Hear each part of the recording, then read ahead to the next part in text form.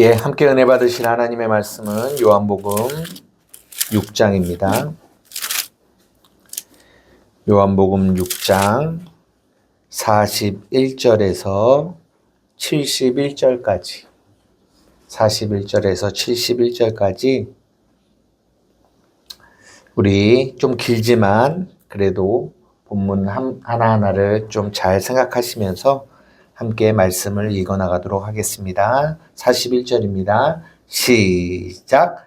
자기가 하늘에서 내려온 떡이라 하심으로 유대인들이 예수에 대하여 수군거려 이르되 이는 요셉의 아들 예수가 아니냐. 그 부모를 우리가 아는데 자기가 지금 어찌하여 하늘에서 내려왔다 하느냐. 예수께서 대답하여 이르시되 너희는 서로 수군거리지 말라. 나를 보내신 아버지께서 이끌지 아니하시면 아무도 내게 올 수 없으니 오는 그를 내가 마지막 날에 다시 살리리라. 선지자의 글에 그들이 다 하나님의 가르치심을 받으리라 기록되었은즉 아버지께서 듣고 배운 사람마다 내게로 오느니라. 이는 아버지를 본 자가 있다는 것이 아니니라 오직 하나님에게서 온 자만 아버지를 보았느니라. 진실로 진실로 너희에게 이르노니 믿는 자는 영생을 가졌나니 내가 곧 생명의 떡이니라. 너희 조상들은 광야에서 만나를 먹었어도 죽었거니와 이는 하늘에서 내려온 떡이니 사람으로 하여금 먹고 죽지 아니하게 하는 것이라. 나는 하늘에서 내려온 살아있는 떡이니 사람이 이 떡을 먹으면 영생하리라. 내가 줄 떡은 곧 세상의 생명을 위한 내 살이니라 하시니라. 그러므로 유대인들이 서로 다투어 이르되 이 사람이 어찌 능히 자기 살을 우리에게 주어 먹게 하겠느냐. 예수께서 이르시되 내가 진실로 진실로 너희에게 이르노니 인자의 살을 먹지 아니하고 인자의 피를 마시지 아니하면 너희 속에 생명이 없느니라. 내 살을 먹고 내 피를 마시는 자는 영생을 가졌고 마지막 날에 내가 그를 다시 살리리니 내 살은 참된 양식이요 내 피는 참된 음료로다. 내 살을 먹고 내 피를 마시는 자는 내 안에 거하고 나도 그의 안에 거하나니 살아계신 아버지께서 나를 보내심에 내가 아버지로 말미암아 사는 것 같이 나를 먹는 그 사람도 나를 말미암아 살리라. 이것은 하늘에서 내려온 떡이니 조상들이 먹고도 죽은 그것과 같이 아니하여 이 떡을 먹는 자는 영원히 살리라. 이 말씀을 예수께서 가버나움 회당에서 가르치실 때에 하셨느니라. 제자 중 여럿이 듣고 말하되 이 말씀이 어렵도다 누가 들을 수 있느냐 한데 예수께서 스스로 제자들이 이 말씀에 대하여 수군거리는 줄 아시고 이르시되 이 말이 너희에게 걸림이 되느냐. 그러면 너희는 인자가 이전에 있던 곳으로 올라가는 것을 본다면 어떻게 하겠느냐. 살리는 것은 영이니 육은 무익하니라. 내가 너희에게 이른 말이 영이요 생명이라.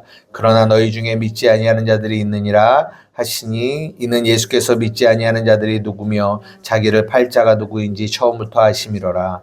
또 이르시되 그러므로 전에 너희에게 말하기를 내 아버지께서 오게 하여 주지 아니하시면 누구든지 내게 올 수 없다 하였노라 하시니라. 그때부터 그의 제자 중에 많은 사람이 떠나가고 다시 그와 함께 다니지 아니하더라. 예수께서 12 제자에게 이르시되 너희도 가려느냐. 시몬 베드로가 대답하여 내 주여 영생의 말씀이 주께 있사오니 우리가 누구에게로 가오리이까. 우리가 주는 하나님의 거룩하신 자이신 줄을 믿고 알았사옵나이다. 예수께서 대답하여시되 내가 너희 12를 택하지 아니하였느냐. 그러나 너희 중에 한 사람은 마귀니라 하시니 이 말씀은 가룟 시몬의 아들 유다를 가리키심이라. 그는 12 중에 하나로 예수를 팔 자로라. 예, 아멘. 예, 오늘은 요한복음 6장 41절에서 71절의 말씀을 중심으로 예수를 먹다라는 제목으로 여러분들과 함께 말씀을 나누고자 합니다. 우리 저번 주에 했던 말씀 혹시 기억나십니까? 제목이 뭔지 혹시 아세요? 썩을 양식을 위하여 일하지 말라. 네, 썩을 양식을 위하여 일하지 말라예요. 그러니까 썩을 양식을 위하여 일하지 말고 영생하도록 하는 양식을 위하여 하라 라는 말씀을 나눴는데요. 썩을 양식이 있다라는 거죠. 그래서 우리가 마태복음을 좀 나눌 때도 금식에 대한 이야기를 좀 했어요. 금식이 뭐라고 그랬죠? 그렇죠. 그렇죠. 예, 먹지 말아야 될 거를 먹지 않고 먹어야 될 거를 먹는. 네, 그것이 금식이라고 말씀드렸어요. 그래서 우리가 창세기에도 먹는 걸로 선악과를 먹지 말라라는 이 부분을 가지고 시작하고, 그리고 이스라엘 백성들이 애굽에서 나왔을 때도 이 먹는 거, 레위기 11장에 보면 먹어야 될 것과 먹지 말아야 될 것들을 계속 훈련시키셨어요. 그런 것들은 다 뭐냐면 그림자거든요. 결국은 뭐냐면 이거예요. 우리가 썩을 양식을 먹지 말고 썩지 말아야 될 양식을 먹어야 된다는 거죠. 근데 마귀가 이 썩을 양식을 이렇게, 이 양식이 썩을 양식이 아니라 생명의 양식이라고 뭐 하냐면 속여요. 자꾸. 이게 문제예요. 왜냐하면 마귀는 속이는 자거든요. 요한복음 8장 44절입니다. 우리 다 같이 함께 읽을게요. 시작. 너희는 너희 아비 마귀에게서 났으니 너희 아비의 욕심대로 너희도 행하고자 하느니라. 그는 처음부터 살인한 자요 진리가 그 속에 없으므로 진리에 서지 못하고 거짓을 말할 때마다 제 것으로 말하나니 이는 그가 거짓말쟁이요 거짓의 아비가 되었습니다. 거짓말을 한다고요. 그러니까 어떻게 보면 우리가 뭐 헛배 부른다 이런 얘기도 하잖아요. 헛배 부르는 게 뭐예요? 속에 이렇게 어쨌든 가스가 차든 뭐가 차든 먹지 않았는데도 배부름을 느끼는, 그런 것들이 헛배잖아요. 그러니까 속는다고요. 뭐가 속냐면 갈망에 대한 것도, 갈망이라는 게 나쁜 게 아니잖아요. 근데 이 갈망이라는 것도 거짓된 갈망을 우리에게 줘요. 교회, 지금 이거는 밖에 얘기를 하고 있는 거 아닙니다. 세상의 이야기를, 세상의 어떤 그런 야망, 이런 것들을 얘기하는 게 아니에요. 교회 안에서의 이야기를 하는 거예요. 거짓된 갈망을 줘요. 그리고 거짓된 배부름을 줘요. 그러니까 썩을 양식을 먹고 배부르는 그런 배부름. 그래서 본문은 떡을 먹고 배불렀다라고 얘기를 하잖아요. 하나님이 진짜 우리에게 주시고 싶은 거는 그것이 아닌데. 거짓된 갈망, 거짓된 배부름, 거짓된 만족. 이 안에 우리가 마귀에게 왜곡당하고 속아서 우리가 신앙생활을 하는 경우가 너무나 많이 있습니다. 그래서 우리가 저번 주에 그 썩을 양식에 대한 이야기를 했는데요. 로마서 10장 2절에서 3절입니다. 우리 다 같이 읽겠습니다. 시작.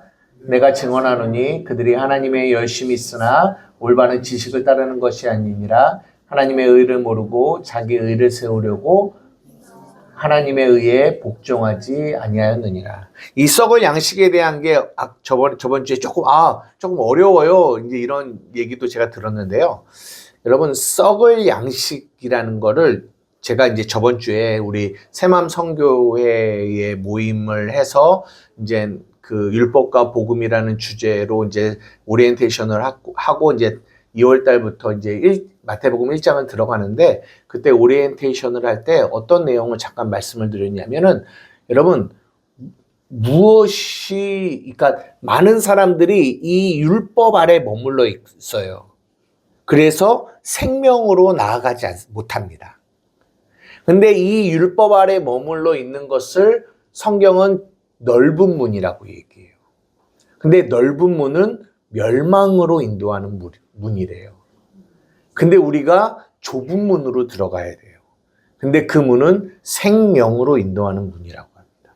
근데 질문, 왜 그렇게 많은 교회를 다니는 사람들이 여전히 이 멸망으로 인도하는 이 넓은 문 안에 머물러 있을까요?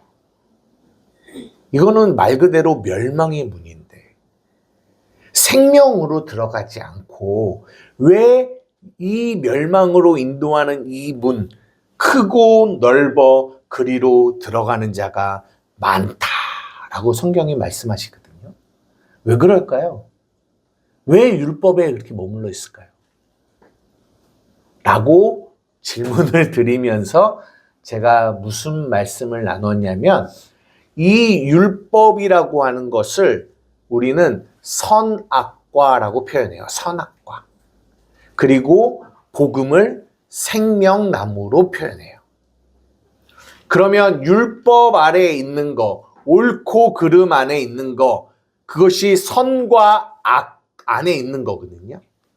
근데 우리가 율법에서 복음으로 넘어가려면 반드시 깨달아야 될 게 하나 있습니다. 라고 말씀을 드렸어요. 그게 뭐냐?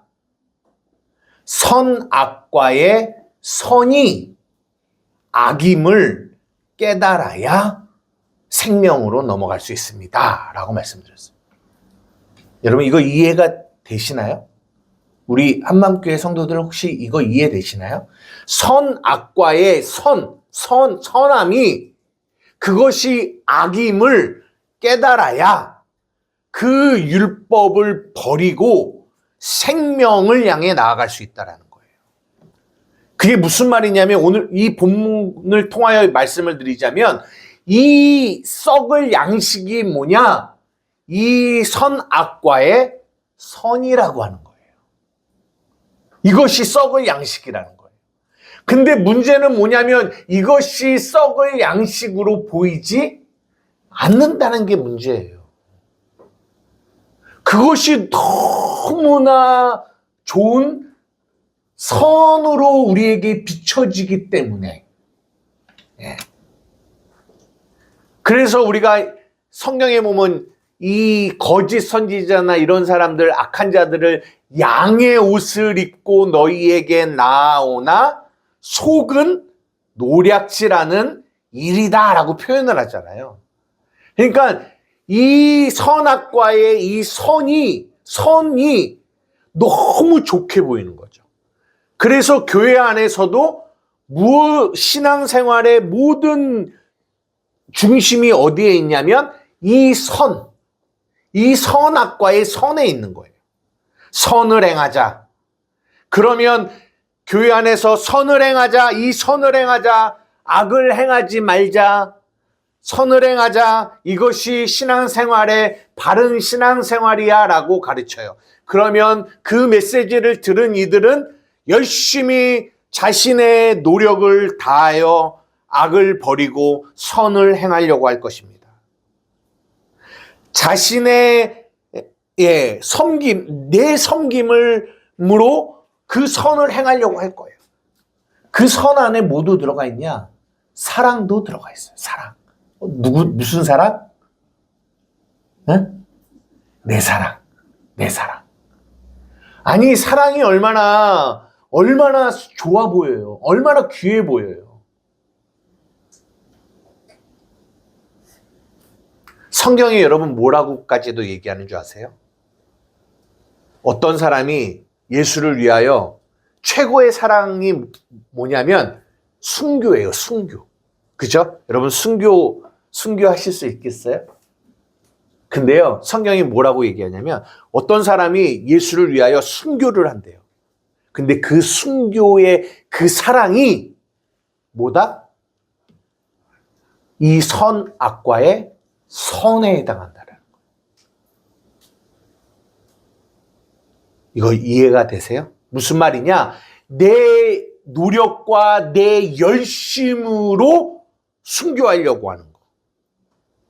그 안에는 아까 이 로마서 10장 2절에서 3절이 말하고 있는 하나님께 열심이 있는데 뭐가 없다? 지식이 없다. 그래서 자기의 의를 세우려고 하나님의 의에 복종하지 않는다라고 얘기하는 거예요. 그러니까 옛날에 2세기, 3세기 막 이럴 때 막 로마에게 핍박받고 그럴 때 어떤 사람들이 나타나냐면 내가 정말 순교를 통해서라도 나의 이 마음을 표현하고 싶어. 그래서 막 순교하거든요. 근데 물론 그 안에서 진짜 순교를 하는 사람들도 있지만 그 중에 어떤 이들은 그렇게 나의 의를 드러내기 위해서 순교하는 자들도 있었다라고 성경이 말해줘요. 굉장히 무서운 거죠. 그들에게 그들의 이 순교가 얼마나 고귀하고 얼마나 가치 있어 보이겠어요. 근데 성경이 뭐라고 얘기하냐? 그것이 썩을 양식이고 그것이 썩을 양식을 위하여 일하는 거라라고 성경이 말해주는 거예요. 왜? 그들의 그 순교의 힘이 어디서 나오느냐? 자기의 노력과 자기의 사랑, 자기 사랑, 내 사랑에서 나오는 거라는 거예요. 아, 이게 악이구나를 깨달아야, 이게 진짜 눈이 열려 보여져야 자기를 버리게 돼요. 그래서 누구든지 나를 따라오려거든 자기를 부인하고 십자가를 지고 나를 따라올 것이니라. 그것이 보인 사람만 뭐냐? 이 선악과 안에서 벗어나 생명 안에서 우리는 그것을 구원을 얻으려고 하는 자가 된다라는 거예요. 근데 너무나 안타까운 건 너무나 많은 사람들이 여전히 이 선악과 안에, 그 안에 선과 악 안에 머물러 있어서 나는 또 오늘 악을 저질렀어. 나는 또 이 악을 버려야 되고 선으로 가야 돼. 여기서 회개하고 여기서 노력하고 여기서 열심 내고 하는 신앙생활을 하고 있다라는 거예요. 너무나 많은 이들이. 그것이 썩을 양식이라는 거예요. 썩을 양식을 위하여 일하지 말라. 여러분, 이것이 이해되어지기를 주님의 이름으로 축복합니다. 이게 보여줘야 돼요. 그래야 내가 붙들고 있는 이 의가 무너지게 돼요. 그래야지만 무엇을 붙들게 되냐? 예수 그리스도의 십자가의 의를 붙들게 돼요. 이게 보여져야지만 안 보여지면 말은 십자가를 말하지만 결국은 자기 의를 붙들고 살아가게 돼요. 그들은 결국은 예수를 떠나게 돼 있습니다. 반드시. 우리 한맘교회가 앞으로도 이 복음을 실어나가는 일에 여러분 이 선악과의 이 선이 악임을 깨달아야 생명으로, 복음으로, 진리로 나아갈 수 있다는 것을 여러분들이 깊이 이해하셔야 복음을 이해하실 수 있어요. 그래서 썩을 양식을 위해서 일하지 말라고 하는 거예요. 여러분, 이해가 되십니까? 이 말씀을 잘 붙들고 묵상하셔야 돼요. 이게 저번 주에 했던 얘기예요. 그리고 이제 오늘은 뭐에 대한 이야기냐? 또 동일해요. 먹는 이야기입니다. 계속 6장은 먹는 이야기라고 있어요. 그래서 오늘 제목이 뭐냐면 예수를 먹다입니다. 우리 요한복음 6장 48절에서 51절 다시 한번 좀 볼까요? 읽어볼까요? 48절에서 51절. 우리 다 같이 읽겠습니다. 시작. 내가 곧 생명의 떡이니라. 너희 조상들은 광야에서 만나를 먹었어도 죽었거니와 이는 하늘에서 내려오는 떡이니 사람으로 하여금 먹고 죽지 아니하게 하는 것이라. 나는 하늘에서 내려온 살아있는 떡이니 사람이 이 떡을 먹으면 영생하리라. 내가 줄 떡은 곧 세상의 생명을 위한 내 살이니라 하시니라. 내가 생명의 떡이다 라고 말씀하세요. 내가 생명의 떡이다. 나를 먹으면 뭐 한다? 에? 나를 먹으면 죽지 않는다. 무슨 말입니까? 영생한다라는 얘기를 하시는 거예요. 썩을 양식을 먹으면 죽어요. 생명의 양식을 먹어야 죽지 않고 영생합니다. 근데 52절. 그러므로 유대인들이 서로 다투어 이르되 사람이 어찌 능히 자기 살을 우리에게 주어 먹게 하겠느냐. 사람들이 이 말을 이해할 수가 없는 거예요. 여러분 이해가 됩니까? 예수를 먹는다라는 이 말이 이해가 돼요? 이 사람들은 이해가 안 되는 거예요. 그래서 질문, 왜 이 사람들은 이 예수님의 말씀을 이해하지 못했을까요? 왜? 52절을 잘 보세요. 예? 예, 율법적으로 생각하겠다는 게 무슨 말이죠? 그러니까 예수님이 그냥 본문으로 이해하자면 예수님이 말했어요. 내가 생명의 떡이야. 나를 먹어야 돼. 그랬어요. 그게 말씀이잖아요. 떡이. 아니 근데 그들은 그걸 이해할 수 없죠. 그러니까 저렇게 그렇죠. 그러면 그들은 어떻게 이해한 거예요? 네. 예? 육신의 떡으로 생각해요. 육신의 살을 말하는 걸로 이해를 한 거겠죠? 그죠? 그러면 이거는 무슨 식인종이냐? 어떻게 네가 우리가 식인종이냐? 네가 네 살을 이렇게 띄어서 우리에게 주겠느냐? 이거 물어본 거잖아요. 네. 그러니까 무슨 말이냐면 예수님은 영의 양식을 이야기하는 건데 이들은 육의 양식을 이야기하는 거예요. 그러니까 그들은 이해를 못하는 거죠. 여러분 혹시 영혼육 아세요? 인간을 이제 신학교에서 인간론에 대해서 이렇게 이게 신학교 가면 신론이 있고 인간론이 있고 뭐 여러 가지 이렇게 배우거든요. 근데 인간을 배울 때 꼭 배우는 게 뭐냐면 이분설과 삼분설에 대한 이야기를 배워요. 이분설이라고 하는 거는 인간이 영혼과 육체가 있다라고 배워요. 삼분설은 영과 혼과 육이 있다라고 배워요. 물론 이게 지금 막 그거에 대해서 자세하게 이야기하려고 하는 거는 아닌데 성경에도 영혼과 육 이렇게 표현한 데가 있고 또 영과 혼과 육으로 나누어서 표현한 데가 있어요. 있는데 시간 관계상 찾지는 않겠습니다.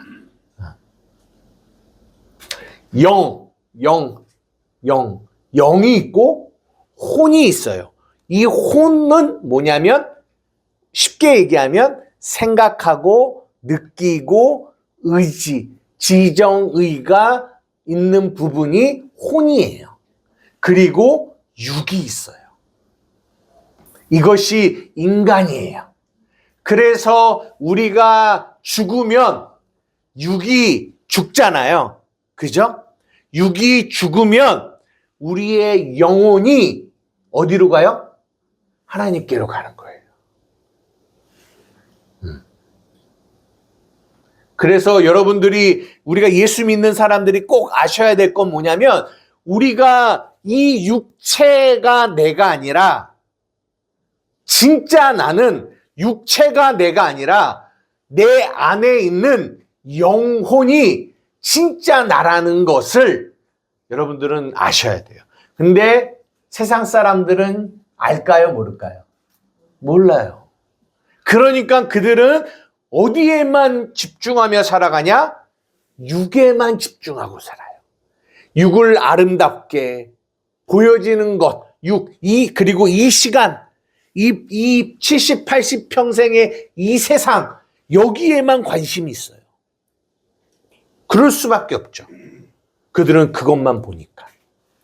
이거를 사도 바울은 이 인간을 이렇게 세 가지로 분리를 하거든요. 예전에 한번 했는데 한번 다시 한번 해볼게요. 고린도전서 2장 14절에서 고린도전서 2장 14절에서 3장 3절까지 우리 다 같이 한번 읽어보겠습니다. 시작.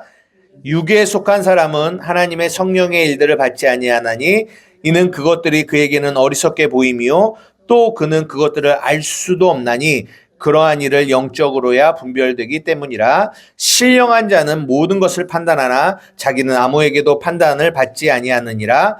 누가 주의 마음을 알아서 주를 가르치겠느냐? 그러나 우리가 그리스도의 마음을 가졌느니라. 형제들아, 내가 신령한 자들을 대함과 같이 너희에게 말할 수 없어서 육신에 속한 자 곧 그리스도 안에서 어린아이들을 대함과 같이 하노라.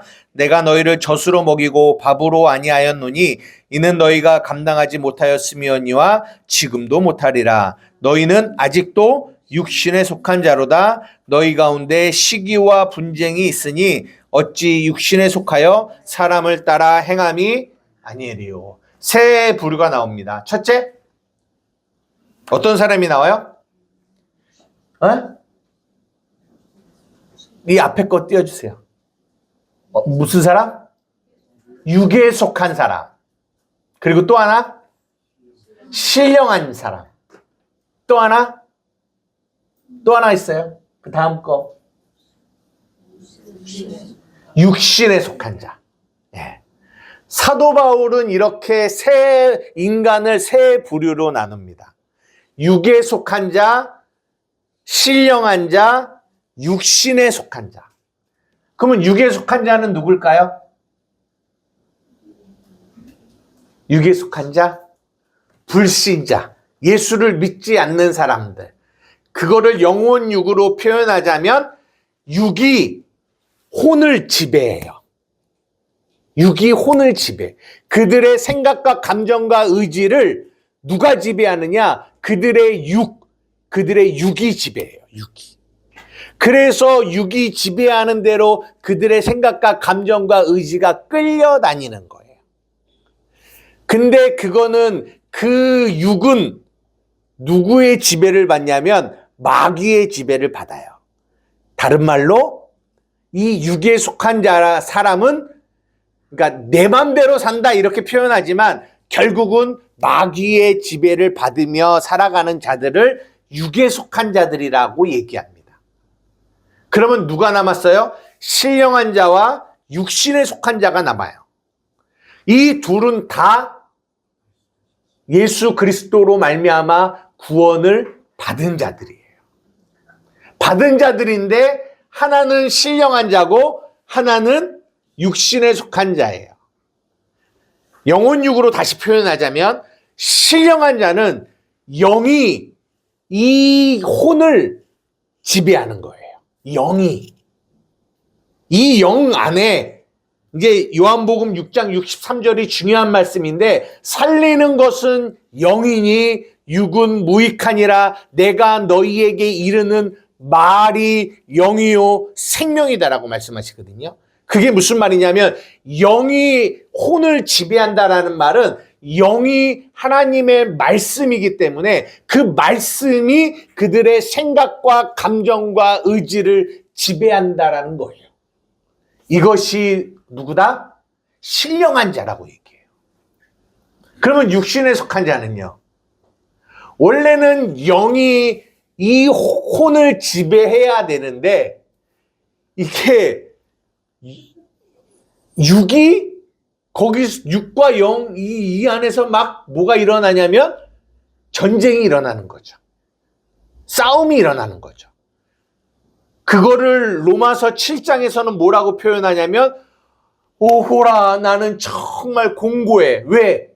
한쪽에서는 하나님을 향한 마음이 나를 끌고 가는데 이것이 영이 우리의 혼을 붙들어서 가려고 하는데 또 한쪽에서는 또 다른 법이 나를 사로잡아 오는 것을 보게 된다라는 거예요. 그게 뭐냐? 육이 우리의 그 혼을 끌고 가려고 하는 거예요. 그러니까 그 안에서 공고함이 있는 거죠. 이게 누구냐? 육신에 속한 자예요. 여러분들에게 여쭤보도록 하겠습니다. 여러분들은 육신에 속한 자입니까? 신령한 자입니까? 예? 여러분들은 어떤 쪽이세요? 육신에 속한 자예요. 나는 신령한 자다.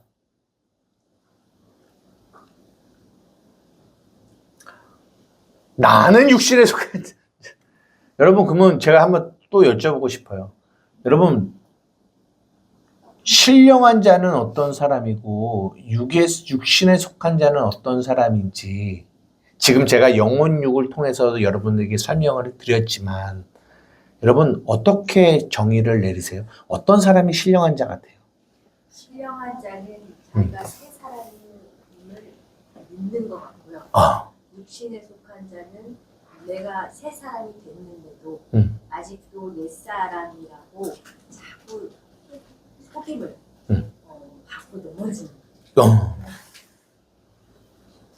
또 뭐 있습니까? 신령한 거하고 육신에서 그런 거두개 다 있죠. 그렇죠. 우리 안에 다 있죠. 다 있어요. 두 개 다 갖고 있고요. 그리스도와 함께 십자가에 같이 못 박혀 죽어서 우리가 구원을 받았지만 네네. 우리가 다시 사는 예수님처럼 살지 못하듯이 어느 때는 육신이 지배하고 어느 때는 신령한 영이 지배하고 그렇게 살고 있는 거예요. 맞아요. 제가 이 부분이 나와서 오늘 본문에도 조금 연결이 되기 때문에 이 육신에 속한 자와 신령한 자에 대한 것들을 조금 여러분들에게 언급을 하고 먹는 얘기로 넘어가려고 하는데요. 아까 하루 엄마가 말씀하신 부분과 또 연결이 되는 부분인데 66절에서 71절 한번 띄워주실래요? 여기 나와 있기 때문에 좀 볼게요. 66절에서 71절까지입니다. 한번 다 같이 한번 읽어보겠습니다. 시작. 그때로부터 그의 제자 중에 많은 사람이 떠나가고 다시 그와 함께 다니지 아니하더라. 예수께서 12 제자에게 이르시되 너희도 가려느냐? 시몬 베드로가 대답하되 주여 영생의 말씀이 주께 있사오니 우리가 누구에게 가오리이까? 우리가 주는 하나님의 거룩하신 자이신 줄 믿고 알았사옵나이다. 예수께서 대답하시되 내가 12를 택하지 아니하였느냐?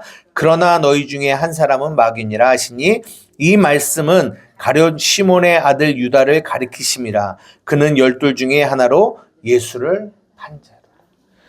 아니 이제 제자 중에 많은 사람이 떠나가고 예수님과 함께하지 않아요? 그랬더니 예수님이 12 제자에게 뭐라고 하냐면 너희도 갈래? 그랬더니 12 제자가 뭐라고 얘기하냐면 영생의 말씀이 여기 있으니 내가 어디로 가겠습니까? 라고 얘기해요. 그랬더니 갑자기 뜬금없이 예수님이 뭐라고 하냐면 내가 너희 12를 택하지 아니하였니? 그런데 하나는 뭐다? 마귀다라고 얘기를 해요. 아니, 이 얘기를 뭘 하셨을까? 여러분, 여기서 질문 한번 드려볼게요. 왜 예수님이 12 제자를 택하셨잖아요. 그 중에 하나가 유다인데 유다가 예수를 팔았단 말이에요.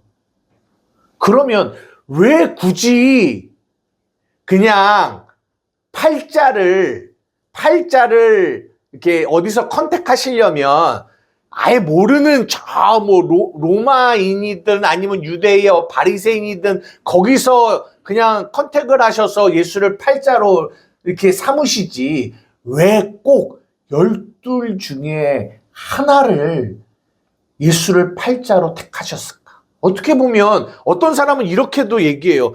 야, 이거는 진짜 예수님의 이 사역의 오점 같다. 오점. 부끄러워. 왜? 예수님은 사역의 실패자 같아. 왜? 그 제자 중에 누가 있으니까? 유다가 있으니까. 아니, 그렇게 하나님의 아들이고 능력이 많으신 예수님의 가르침을 받고 택함을 받은 12 중에 하나가 예수를 배신하는 자로 나왔단 말이에요. 여러분, 왜 이런 일을 하셨을까요, 예수님이? 하나님의 뜻이죠. 하나님의 뜻이죠. 예, 그렇게 얘기하면 뭐 모든 것이 다 정답이죠. 근데 그 하나님의 뜻이 어디에 있냐라는 거예요. 팔려야 예수가 십자가에 달리셨어요. 그렇죠. 팔려야 달리는데 꼭 제자들 중에서 팔지 않아도 다른 사람이 팔아도 되잖아요. 제자들 중에도 그런 마귀가 있다는 것을 표현하려고. 왜 표현하고 싶으신 거죠? 우리 모두가 마귀의 어떻게 보면 소속될 수 있다. 소속될 수 있다. 그러니까 육신에 속한 자와 신령한 자 지금 그 얘기를 하고 싶은 거예요. 그 그 마음에는 두 가지 마음을 갖고 있다는 얘기죠. 네네. 뭐 비슷한 이게 답들이 이렇게 답이라고 표현하기는 그렇지만 내용이 나오는 것 같아요. 지금 하신 말씀도 제가 이것을 모아서 정리해서 말씀을 드리면 여러분 보십시오. 12이에요. 이게 12는 아들의 숫자예요. 이 12 제자 중에서 하나는 마귀 유다예요. 그거는 우리가 이거를 분리해서 생각하면 안 돼요. 우리 안에 새 사람이 있고 옛 사람이 있어요. 우리 안에 있어요. 이 새 사람은 너희도 가려느냐 할 때 영생의 말씀이 여기 계시니 내가 어디로 가겠냐라고 고백하는 거예요. 여러분 이거 잘 보십시오.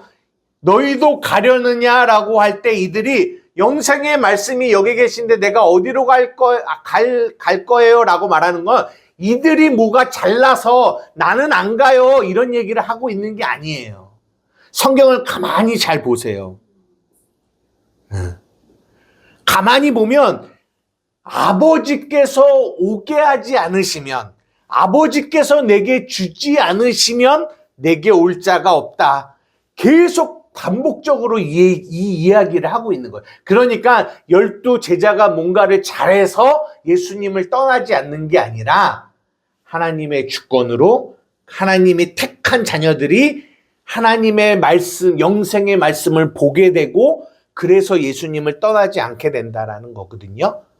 근데 그 12 중에 그 세 사람이 있고 또 누가 있어요?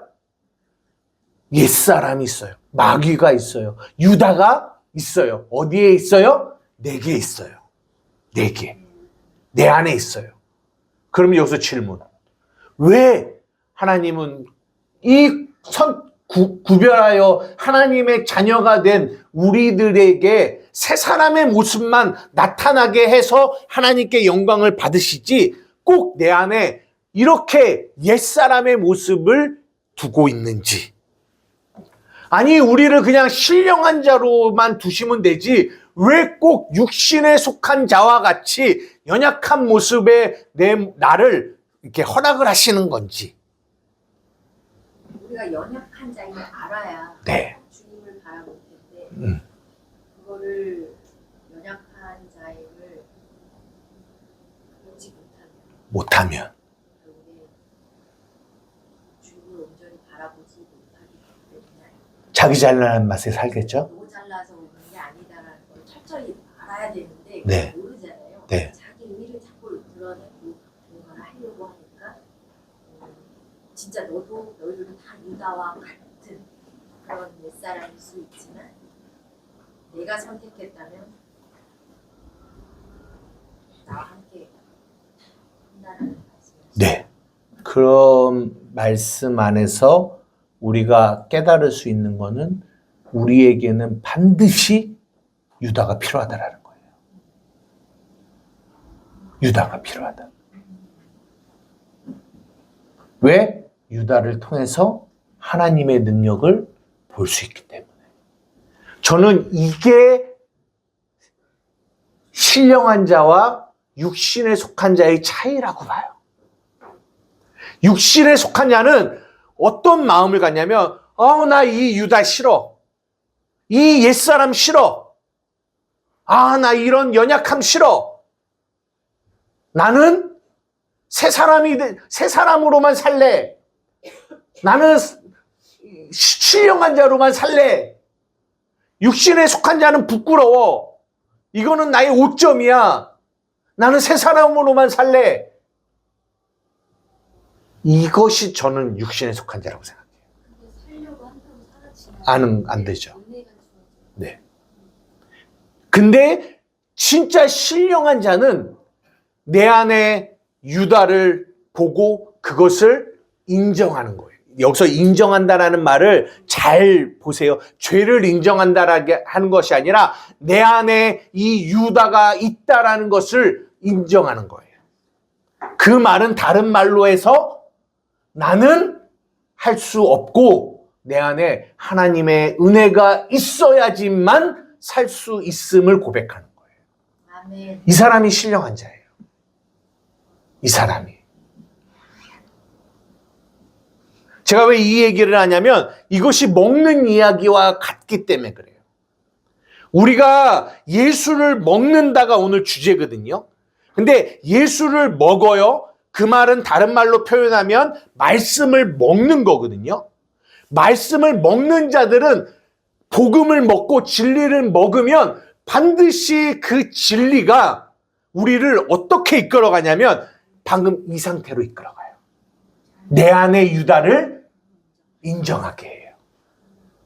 율법은 절대로 율법 아래 선악과 아래 있는 이들은 절대로 내 안에 있는 유다를 인정하고 싶지 않아요. 왜? 그거는 악이니까, 그건 그름이니까, 그거는 나의 부끄러움이니까, 그거는 나의 문제요, 나의 연약함이요, 나의 무슨 뭐라고 할까요? 나의 옛날부터 가지고 있는 어떤 그런 상처요, 이런 걸로만 표현을 하니까요. 그런 게 없어야 되는 건데, 그래야 나는 지금 더 좋은 삶, 더 선한 삶, 더 나은 삶을 살 수 있는데 이것 때문에 나는 그런 삶을 못 살아. 그래서 항상 과거를 바라보며 후회해요. 그리고 그런 상처와 문제를 가져다 준 사람을 원망해요.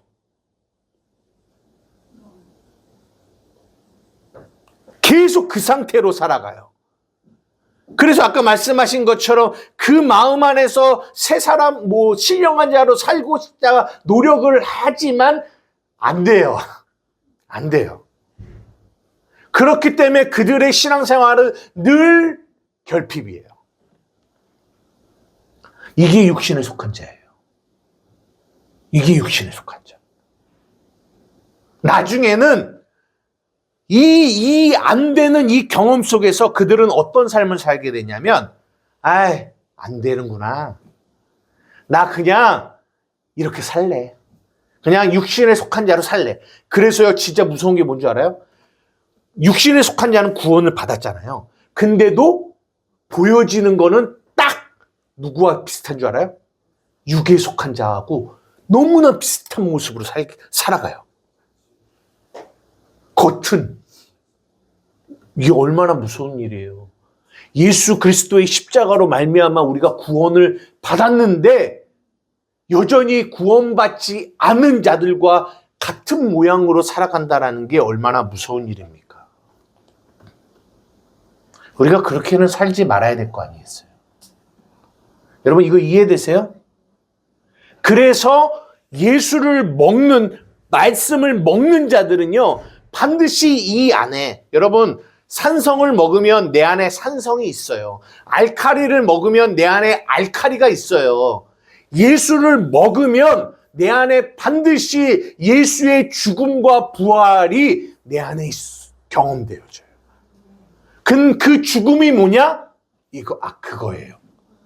내 안에 유다를 인정하는 거예요. 내 안에 유다를.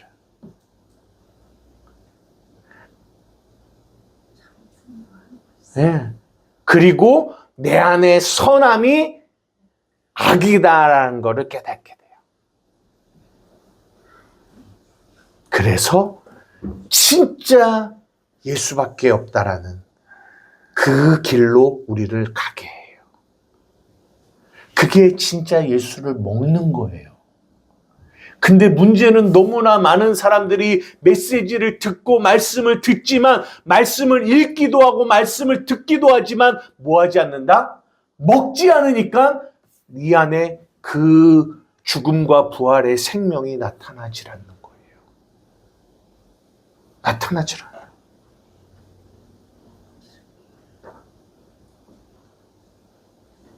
여러분 이거를 이해하는 게 굉장히 중요합니다.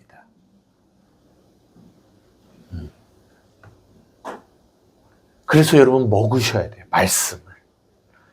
말씀을 예수를 먹어라.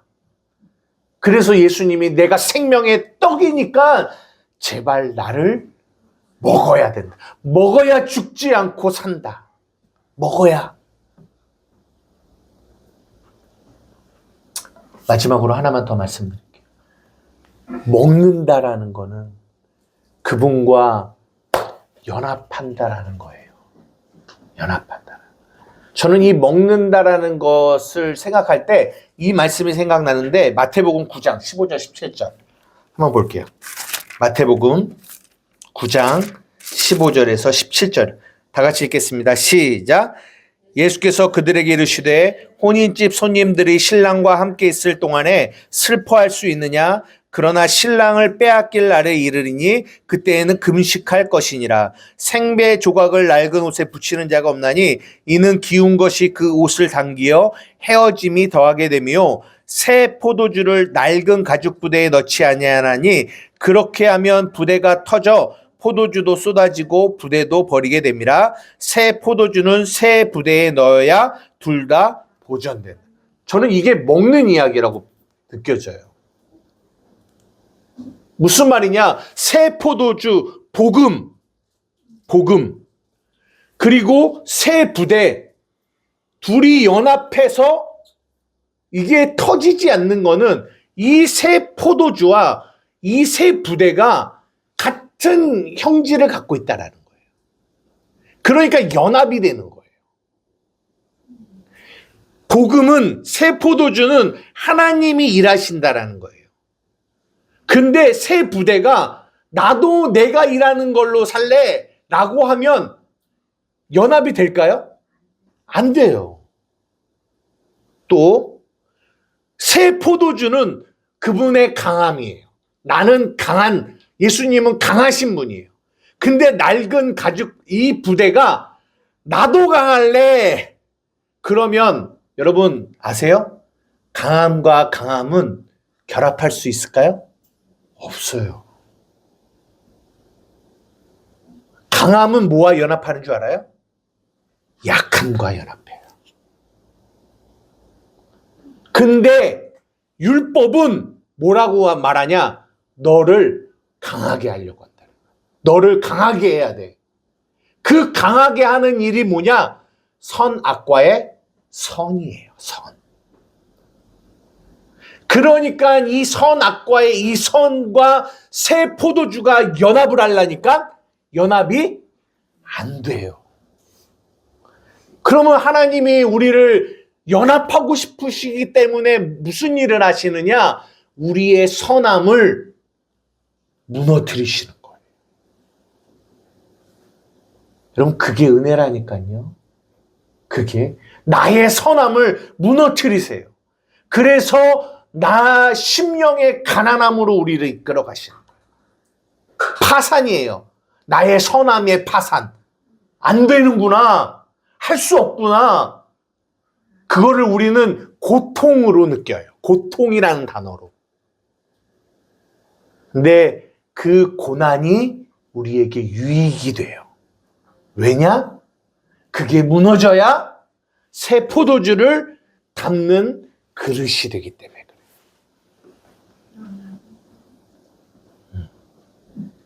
이해되십니까? 그래서 약할 때 강함 대신에 나의 보배가 되신 주 나의 모든 것. 저는 옛날에요 강한 자가 되고 싶었어요. 강한 자가. 그래야 사역도 잘하고 선교도 잘하고 목회도 잘하고 잘할 수 있을 거라고 생각했어요. 근데 그게 낡은 가죽 부대였다니까요. 그러니까 예수를 담을 수가 없는 거예요. 늘 터져. 늘 터져. 이걸 예레미야 2장 13절은 이것이 너희의 죄다. 이것이 터진 웅덩이다. 아무리 무엇을 담으려고 해도 너희들은 담을 수 없는 터진 웅덩이다. 너희들은 그렇게 결핍 속에서 살아가게 된다. 강해지려고 하는 게 아니라 약해져야 돼요. 약해지려고 하는 것도 내가 하는 거고 그것도 아니에요. 그분이 나를 끌고 약함 가운데로 그것이 십자가로 죽음으로 나를 데리고 가시는 거예요. 근데 진짜 예수를 먹는 자는 그 죽음의 길에 뭐예요? 아멘 하는 거예요. 아멘. 마태복음에 예수님이 뭐라고 하냐면 내가 너희를 양을 이리 가운데로 데리고 간대요. 무슨 말이에요? 양을 이리 가운데로 예수님이 데리고 간대요. 목자가. 그러면 거기 뭐하러 가는 거예요? 죽으러 가는 거죠. 거기서 양이 나는 울트라 슈퍼 짱 양이야. 나는 이리를 이길 수 있어. 이러라고 데리고 가는 거예요? 데리고 와서 너 저기 양이 있지? 너는 내가 너에게 원하는 거는 저 이리를 이길 수 있는 힘을 키우는 거야. 열심히 노력해, 열심히 기도해, 열심히 충성해서 저 이리를 이길 수 있는 근육을 키워. 이게 신앙의 목적인가요? 아닌데 우리는 그런 신앙생활을 했다고. 이리를 이길 수 있는 힘을 키우는 자. 아니요. 성경을 거꾸로 보고 있는 거예요. 왜 양을 이리 가운데로 데리고 왔겠습니까? 죽으라고요. 죽으라고요. 내 선함이 죽으라고요. 내 의가 죽으라고요. 내가 할 수 있음이 죽으라고요. 그래서 우리를 광야로 이끌어 가시는 거예요. 광야. 우리의 힘으로는 아무것도 할 수 없는 광야. 이젠 여러분들이 복음을 들으셔서 아까 여러분들이 고백하시는 것처럼 내 안에 유다가 있음을 조금씩 받아들이고 계세요. 받아들이고 계세요. 나의 이 연약함들을, 나의 이 삶의 문제들을 예전에는 그냥 무조건 밀어만 냈는데 저리 가! 그리고 그 문제를 주는 그 상대방을 미워하고 원망하고 불평만 했는데 이제는 받아들이기 시작했어요. 받아들이기. 여러분의 간증을 들어보면 조금씩 그게 보여요. 받아들여요. 그 받아들임 안에서 이제 생명이 나오기 시작해요.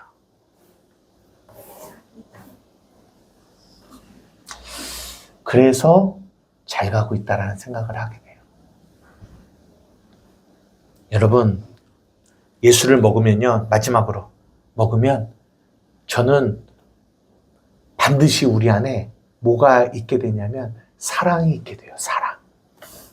전 이 얘기를 하고 싶어요. 요즘에 졸업 시즌이거든요. 근데 어떤 쇼츠가 하나 제가 오늘 봤어요. 근데 이게 이번 졸업식인 줄 알았더니 10년 전 쇼츠래요. 봤어요? 어떤 애가 그 김정호인가? 하여튼 그 사람의 하여튼 그 노래가 있어요. 가족 사진이라는. 그 노래를 저 강단에서 부르다가 갑자기 뛰어나오더니 엄마가 여기 있었나 봐요.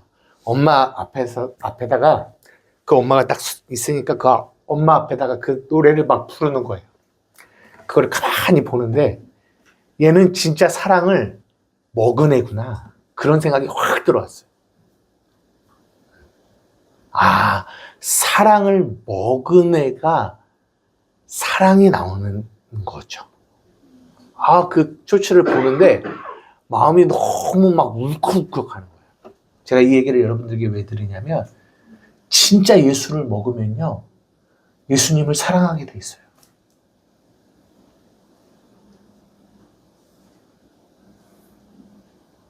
예수를 먹으면 예수를 사랑하게 돼 있어요.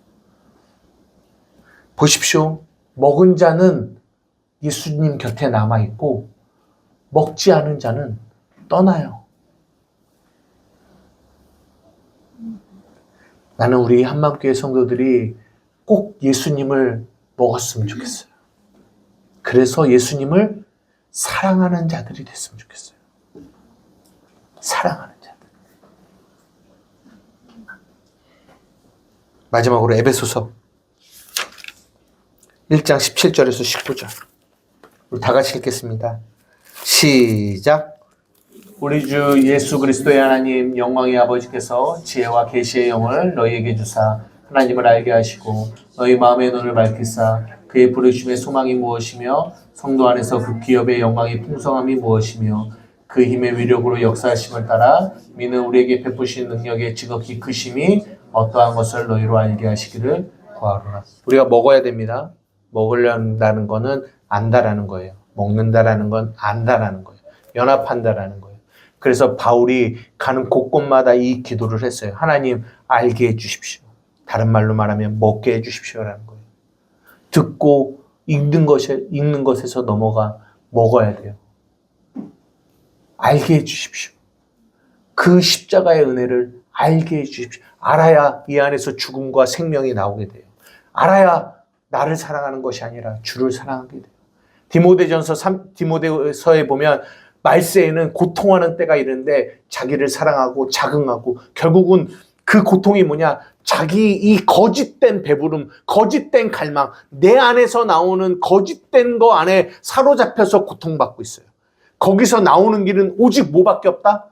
예수 그리스도의 사랑밖에 없어요. 사랑밖에 없어요. 아니 얼마 전에 텔레비를 하는데 AI에 대한 이야기를 하더라고요. 앞으로는 AI가 모든 걸 다 인간이 할 수 있는 걸 다 할 거래요. 그러더니 일론 머스크가 얼마 전에는 뭐라고 했냐면 의대 가지 말래요. 왜? 의대가 할 모든 일을 3년 안에 이제는 이 AI가 다 할 거라는 거예요. 늦어도 5년 안에는 AI가 다 할 거래. 그러니까 의대 가는 게 의미가 없다 이런 얘기를 하더라고요. 근데요, 그렇게 AI에 대해서 이야기하는 사람들이 마지막 결론이 뭔 줄 알아요? 그러면 이 인간의 할 일을 AI가 다 하는데 그러면 그 안에서 인간과 구별되는 것이 인간이 결코 AI에게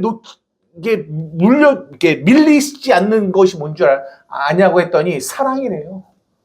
가족 사랑, 사랑. 아니 목사들이 와서 얘기하는 게 아니라 그 전문 과학자들이 와서 하는 얘기가 그 AI 시대에 결코 우리가 붙잡아야 될 게 뭐냐? 사랑이래요. 아, 맞다. 그런 생각이 들어요. 여러분 아세요? AI는 못 먹습니다. AI는 먹지 못해요.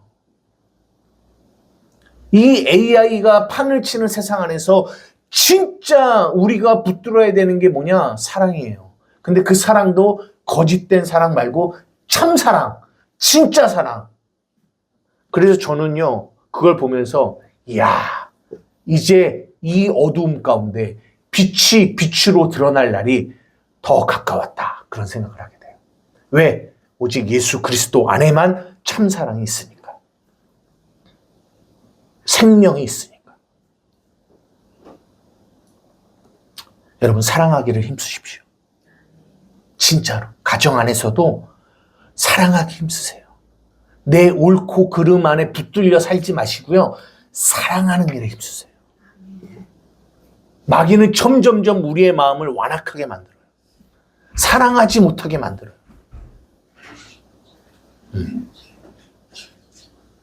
근데 복음은, 성령은 내 안에서 사랑을 하고 말아요. 제 안에도 이 싸움이 끊임없이 일어나요.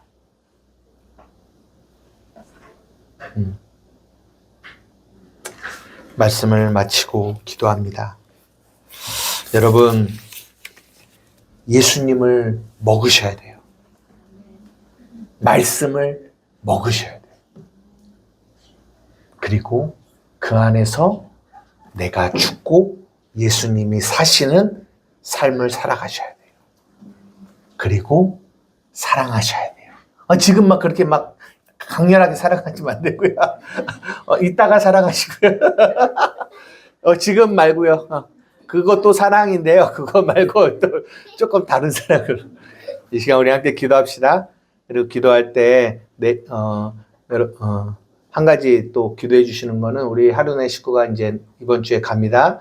가는 그 모든 가운데 하나님의 그 말씀을 그 안에서도 먹고 그 안에서 사랑하고 그리고 살아갈 수 있도록 여러분 또 축복하며 기도해 주세요.